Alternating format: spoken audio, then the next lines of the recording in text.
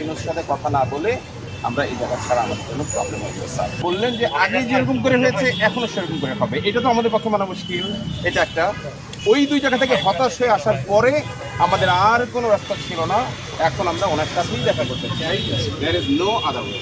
আপনি দেখুন আমাদের যে মহিউদ্দিন ভাই বর্ষিয়ান মানুষ, দাঁড়াতে পারেন না, ব্যাক পেন আছে, অনেক বড় ব্যবসায়ী, উনি একটু আগে হলফ করে বললেন আমি জীবনে প্রথম রাস্তায়।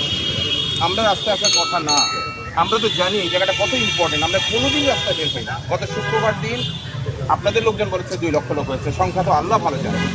সব জমা পড়ে চলে গেছে, আমি মাসুদ ভাইকে জবান দিয়েছিলাম জমা পড়ে চলে যাবে, জমা পড়ে সাথে সাথে চলে গেছে।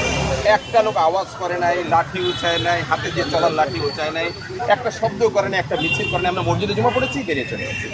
উনি আমাকে 2বার রিকোয়েস্ট করেছেন যে পার্কের ওই পাশটায় আপনার লোক দিয়ে দেন, কিন্তু শুধু মহামান্য ইউনূস সাহেবের রেসপেক্ট চিন্তা করে আমরা পার্কেও দিতে চাইনি। উনি 2বার ফোন করার পরে তারপর আমরা হিউম্যান ব্যারিকেড দিয়ে ওই পাশে দিয়েছি। আমরা সারা দেশ থেকে কালো পলিথিন নিয়ে এসেছি, আমাদের ময়লাগুলো তো নিয়ে গেছে, রাস্তার ময়লাগুলো সরিয়ে দিয়েছে। আমরা এই মানসিকতা রাখি, এখনও রাখি, কিন্তু কোনো গতি না দেখে আমরা মিস্টার ইউনূসের সাথে কথা না বলে আমরা এই জায়গা ছাড়া আমাদের জন্য প্রবলেম হয়েছে। স্যার এই যুক্তি যদি আপনার কাছে অযৌক্তিক মনে হয় আপনি আমাদেরকে বলুন, আমরা পরামর্শ করার সুযোগ আছে।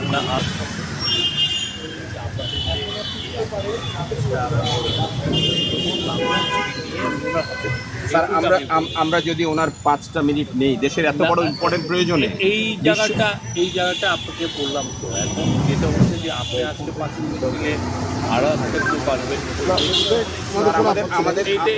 এইটা আপনাদেরকে স্যার আমি একটা যৌক্তিক কথা আপনাকে এই জায়গাটা আমি বলি, আমার না এই জায়গাটা আমরা প্রস্তাবনাটা দেই আপনাকে। প্রধান উপদেষ্টা মহোদয় কিন্তু দেশের জন্য, তিনি এত বড় গুরুত্বপূর্ণ ইস্যুতে কি 5 মিনিট সময় দিতে পারবেন না? Is that logical? এইটা আপনাকে আমি ওনার হাতে দিব তো। আমি তো আপনাকে বিশ্বাস করছি শতভাগ, এবং আপনার এইটুকু সম্মান আপনার পাওয়া হয়েছে যে আপনি ওখান থেকে হেঁটে আমাদের কাছে এসেছেন কথা শোনার জন্য, আমরা খুব শুকরিয়া জ্ঞাপন করছি।